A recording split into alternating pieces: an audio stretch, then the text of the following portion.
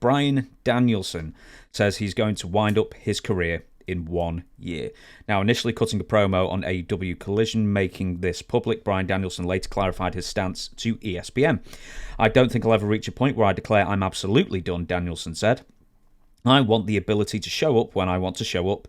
Terry Funk is someone I always admired. He retired a million times, but he loved it so much he couldn't help but keep doing it. And he did it when he wanted. For me, it might be a couple times a year, or it might be years between matches." I want to say one thing right now that I think the fans will kind of agree with me on. You don't quit wrestling. You just don't quit it. I mean, Terry Funk, he was like what's the band who went on that retirement tour? Oh, you always say the Eagles. Yeah. Eagles, yeah. And they retired for 20 years. Terry Funk was like the same thing. Hey, the Eagles have been dropping like flies and they're still doing retirement tours and still going out there. See? So they're not quitting. They're continuing to go. But you don't really quit wrestling. Wrestling can quit you. But you can't quit wrestling because somebody calls you, "I quit." I mean, not really me, but say I'm a big star, huge star. And somebody calls me up, "Hey, I got this show I'm doing some so-and-so and so-and-so, and could I interest you in coming in for me and having a match?" I said, "Well, what is it paying?" And then he'll throw a number out. Then if I'm interested, I throw a bigger number out, much more than what I really wanted. And then we can dicker from there. But if he throws a figure out, okay, $5,000. Okay, and first class ticket, hotel, food, throw all that in there. And he says, "Yeah, I'll do it." Well, yeah, I'll come out of retirement for that.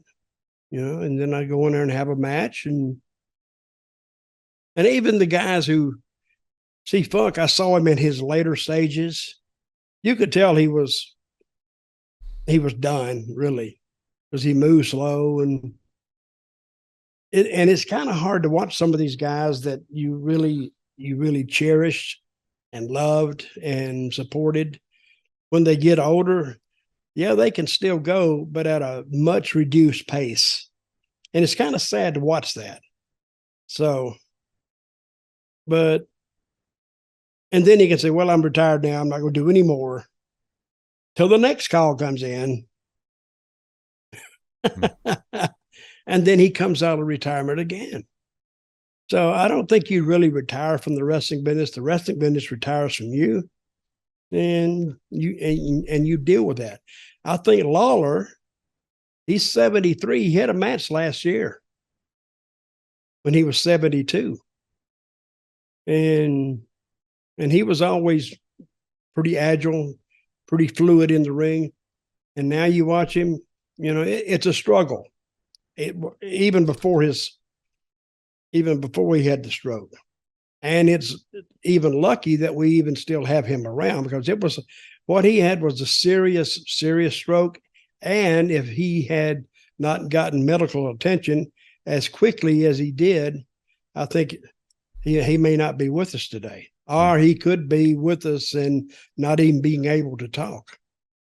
So, and even seeing him on Raw a couple of weeks ago, we talked about this, I think last week, you could tell that he kept doing this, like he wanted to say something, but they didn't give him the mic, and I'm glad they didn't.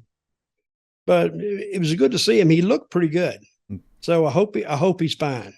But anyway, back to the original question. I didn't forget it, James. No, it's fine. About, what do you call him? Daniel Bryan. What's his name? Bryan Danielson. I know. I still call him Bryan Daniels too. I just do that. And if he retires, great. And if he wants to go home for, I don't know, from AEW, if he wants to go home for 9 months and not wrestle, but I don't think he's going to do that. I think what he will do, because Tony Khan has talked about this, that if it comes to the point where he's just burnt out on it, he was going to hand it to Bryan and saying, "You do this for a while." And of course, Bryan would take it and he would restaff everything and move things around to where he's comfortable doing it and see what they can do. I'll give you one more portion of the quote from that. Is Bryan Danielson, I said it right that time. In my mind, it's around August of next year. My daughter will say, Daddy, are you going to be done wrestling when I turn 7? And I'll respond, well, not exactly when you turn 7, but I'll be on the home stretch. I didn't get a chance to do All In this year. I would like that chance next year. We have a show, Wrestle Dream, this October 1st in Seattle, where I'm wrestling Zack Sabre Jr. If we have another year in Seattle, maybe it will be then. My daughter turns 7 in May, so it's a good time to close down the shop. So he's Why the emphasis on Seattle? Does he live in Seattle? Yeah. Or Washington, okay. Yeah. Okay. So, I mean, it's tough because obviously a lot of wrestlers have got families and they're on the road. And, I mean, it's a different kettle of fish now than it was back in your day. But, so, you can understand the idea of... Okay, they're on the road. Let me just kind of...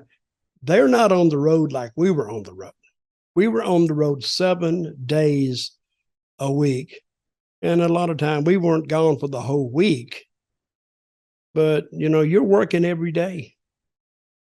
We beat that road up and the rings beat us up.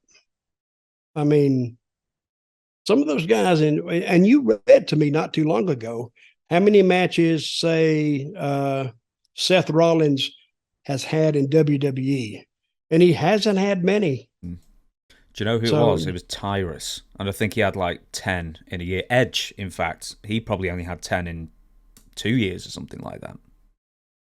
Well, you're paid there for just your image and your interview skills, because they can show you on TV. It's like you're there. But a guy who got over like the son of a gun and never worked on TV much and never really, he just made the big shows really, was Hulk Hogan. And you never saw him wrestle on TV, because if you wanted to see Hulk wrestle, you had to actually buy a ticket and go to Madison Square Garden and go to Boston and go to Washington, D.C. and Philadelphia and Pittsburgh and Cleveland and Detroit and all the big towns. He wouldn't make the smaller towns like Utica. He won't make that. He just make the big ones, which is why he lasted as long as he had. And I have read, how many operations you think Hulk has had?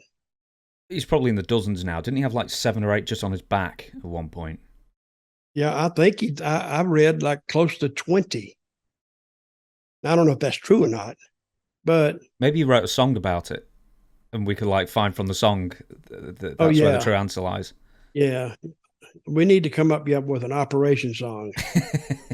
Knock me out so I don't feel anything. Oh, my back is giving me grief. Oh. Just because we're on the retirement thing, I can think of one wrestler. There's probably more, but see if you can think of one wrestler who was on or near the top of the game and then said, I'm retiring at this age, and then stayed retired and never wrestled again. I can't. I've got one I thought of. Nikita Koloff. I'm just looking at his matches now. Yeah, but he had a vision from God to quit wrestling.